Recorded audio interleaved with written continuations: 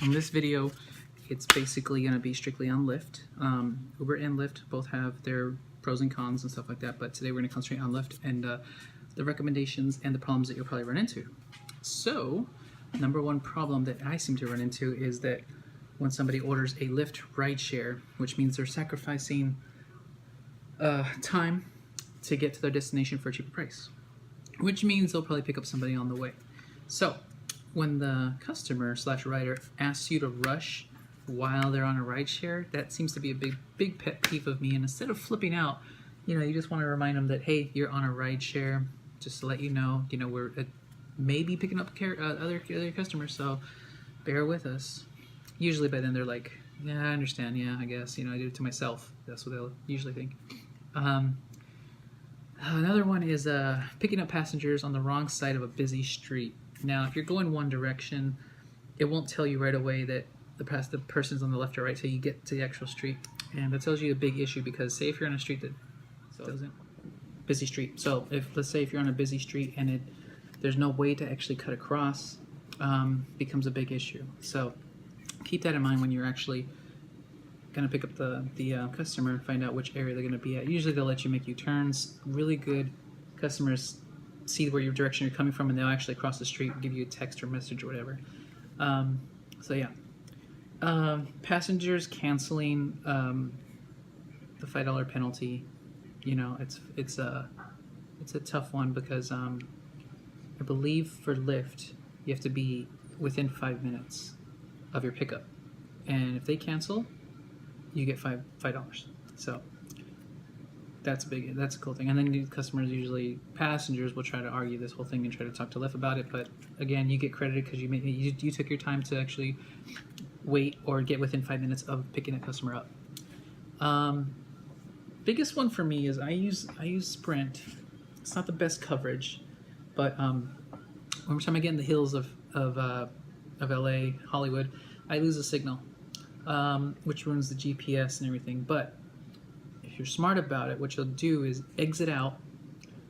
Your Lyft app will remain active. You click back in, and it'll give you the highlighted route, not the GPS signal, but the highlighted route. You just have to go turn by turn by following that. That's actually a little hack you can do. Instead of like canceling or getting frustrated, you can actually just use that little highlighted route to go through there. You won't get turn by turn GPS, but you'll be able to see your route as if you're right above it, like a bird's eye view, which is kind of cool. Needing to use the restroom, that's a big one that you got to make time for, and you want to make sure that you keep a mental note about where certain places are for public restrooms. For me, if I'll go, I just buy a drink, just to give them business for letting me use the restroom. And time your rides right, because necessarily you won't get a notification saying that this ride is going to be this long. So if you have the urge, try to be smart about it. Go pee before a long ride. What else is there?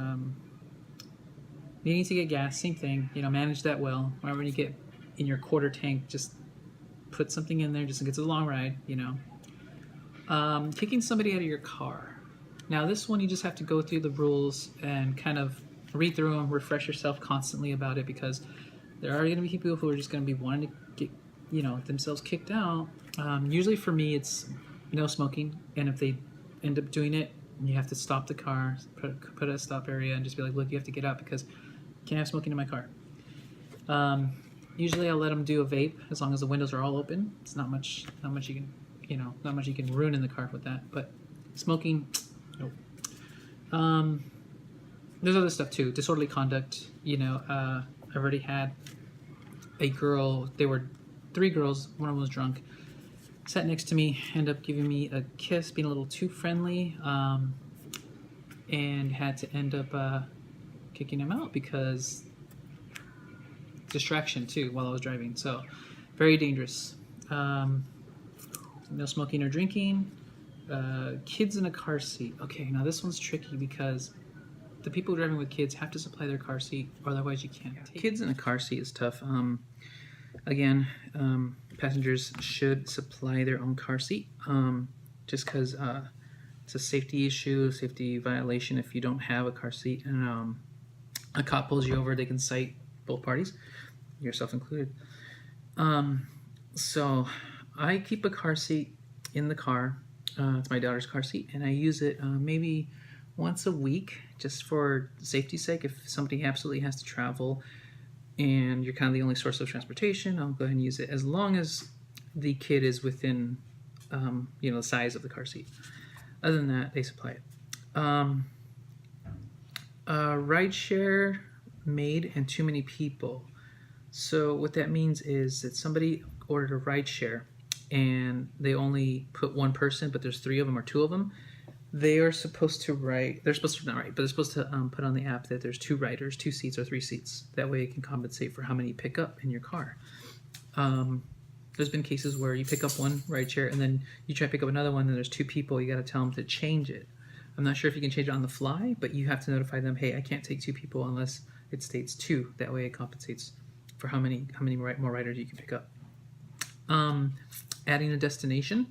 On Lyft, you can do this yourself, but I recommend that you have the passenger do it.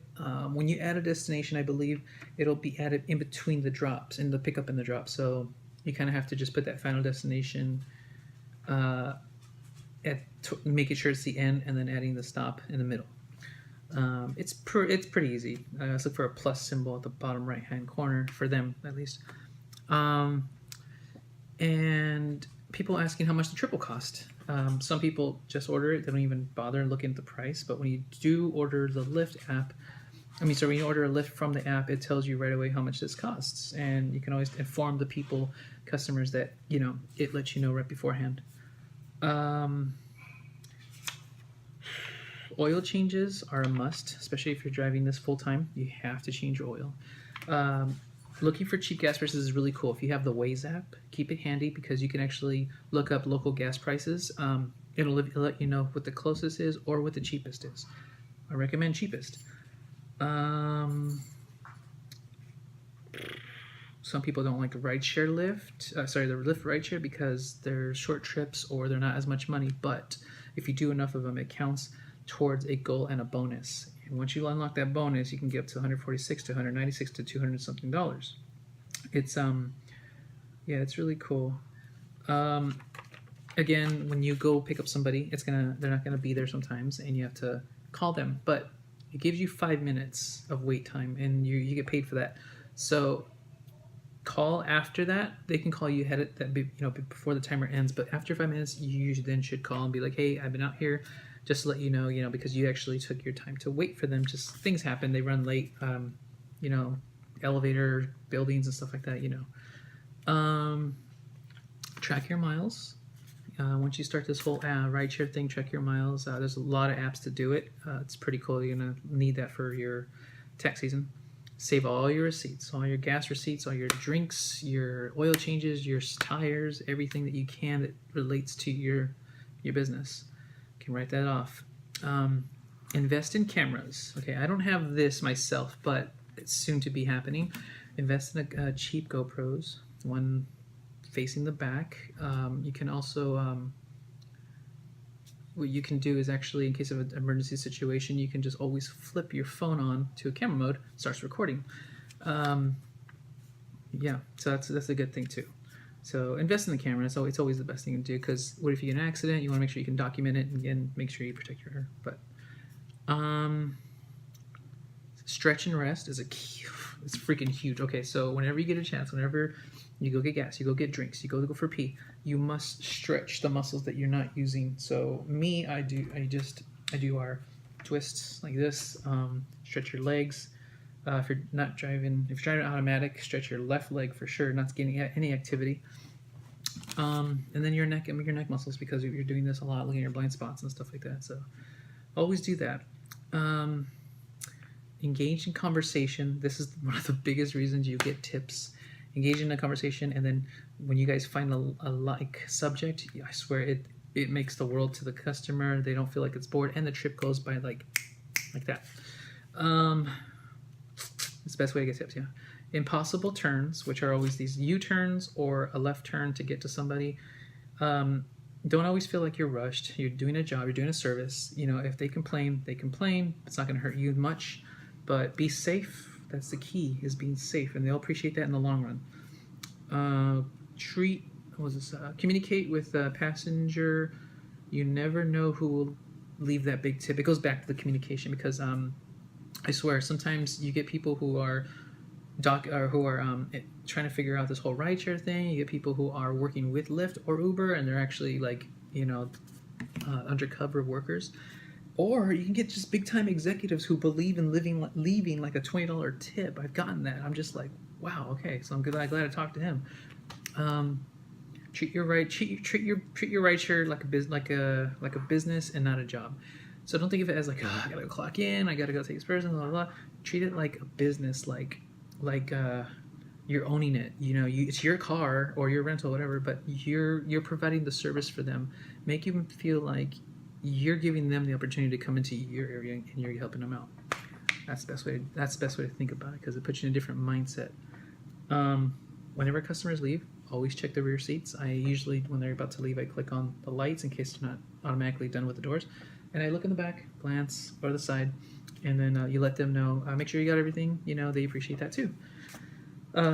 Even if they leave something, you can report it, or they can. And Lyft is really good about, if you get that product or whatever they have back to them, you'll get an incentive for your time.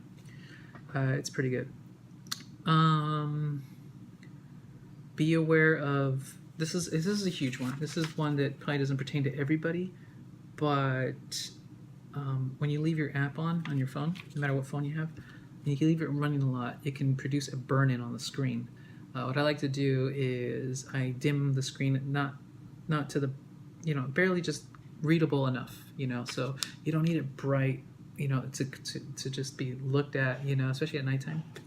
I swear in the long run, you'll have your phone lasting a long time because you do watch videos on it. You do, when you're bored, you got to watch your social media and stuff like that. You don't want that burn-in on there, like the record, not the record, but this little buttons and icons that just burn in there. You don't want that. Lyft has this thing called the Lyft amp, and I think they're the first to do it before Uber. It's a little bar. It has the logo on it, and it emits a light. What's cool about this is that at nighttime, let's just say if there's a bunch of Priuses lined up at a club and they're all the same type, same year, you want your Lyft icon to stand out. What's cool is whoever ordered your Lyft has a little color symbol at the bottom matching your amp on your dashboard. So they know where to look, what color, not just the car, but the color of the amp. And it lets them know that you're there, you're standing now, you're ready to go. They come in. As soon as they come in, you click arrive, or when you get your ride, it'll actually show their name on the inside of the car, which is cool to make sure that they're the ones who are getting picked up. Their name matches. And it lets them know how much time is left in the ride and such like that. So yeah, that's huge, especially if you drive in the nighttime, in the dark.